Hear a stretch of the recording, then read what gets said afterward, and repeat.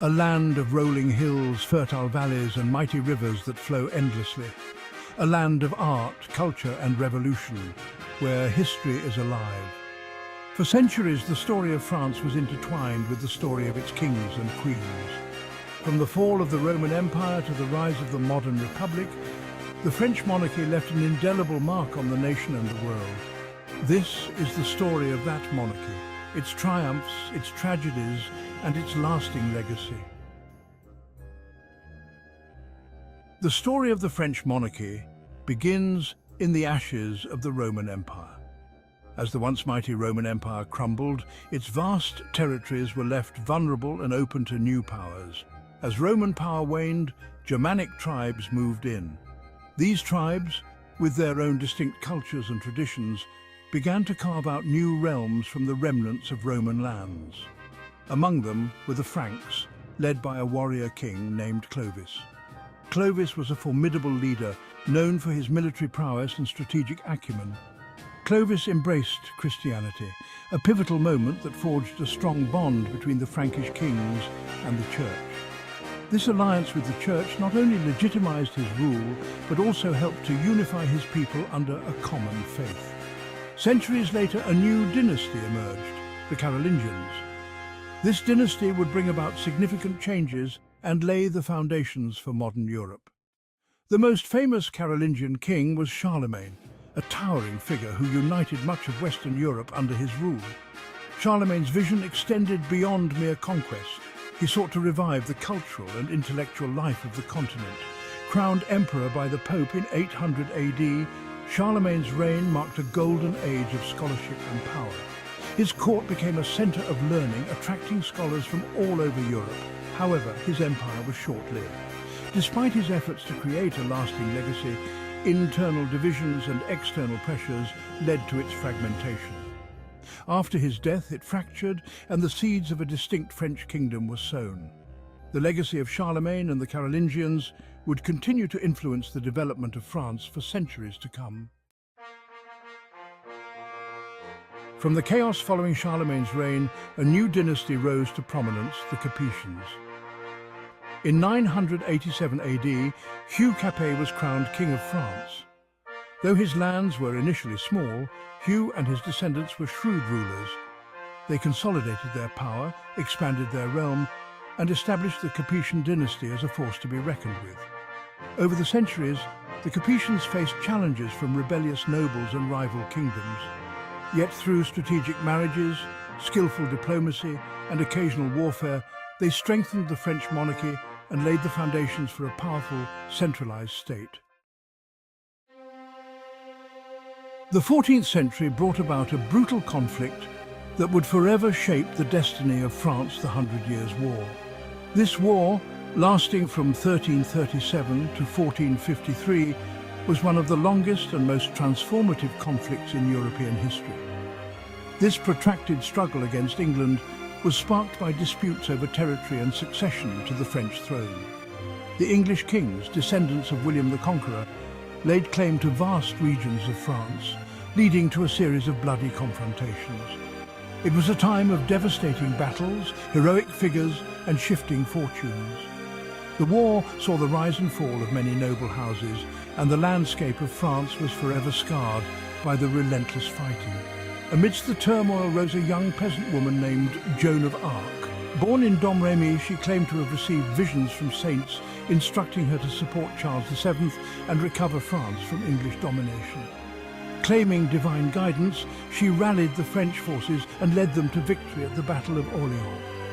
Her leadership and unyielding faith inspired a beleaguered nation and turned the tide of the war in favor of the French. Her courage and conviction turned the tide of the war, though she was later captured and burned at the stake by the English. Despite her tragic end, Joan's legacy endured, and she became a martyr for the French cause. Joan of Arc became a symbol of French resilience and a powerful reminder of the role of faith in times of crisis. Her story has been immortalized in countless works of art, literature and film, cementing her place in history. Ultimately, France emerged victorious from the Hundred Years' War. The conflict, which had seen so much bloodshed and suffering, finally came to an end, allowing the nation to begin the process of healing and rebuilding. The conflict, though devastating, had a unifying effect. It brought the French people together, fostering a sense of national identity that had been previously fragmented by regional loyalties and feudal allegiances.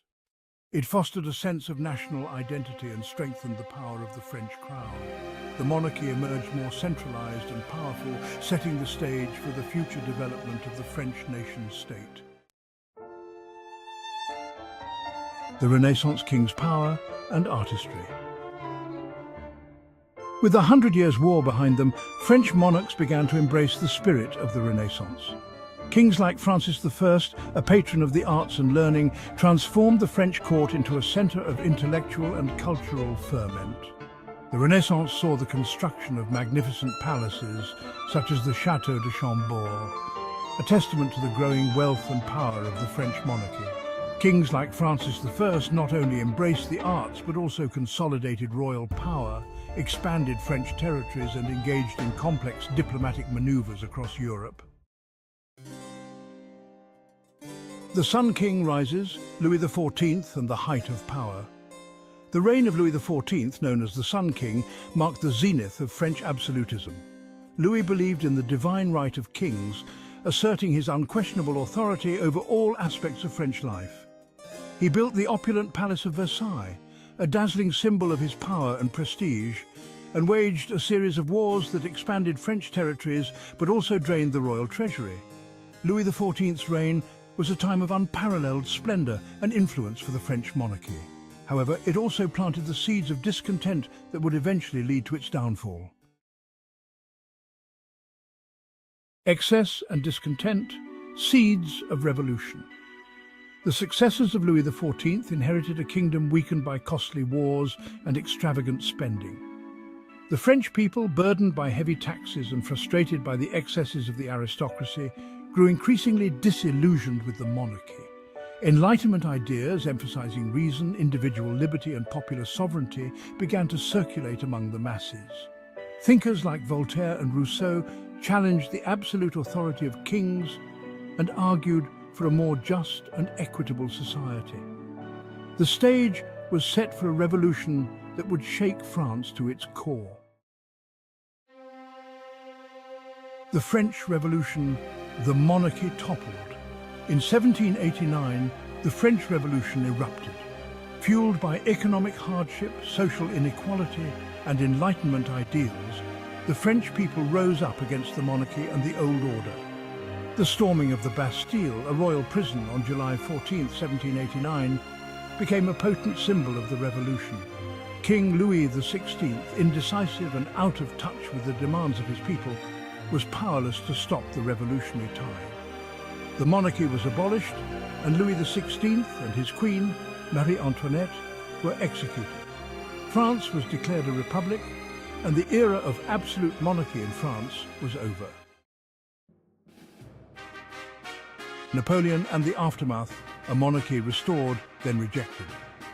The French Revolution left a power vacuum that was soon filled by Napoleon Bonaparte, a brilliant military strategist. Napoleon crowned himself Emperor of the French in 1804. He spread the ideals of the revolution across Europe through his conquests, even as he ruled as an emperor himself.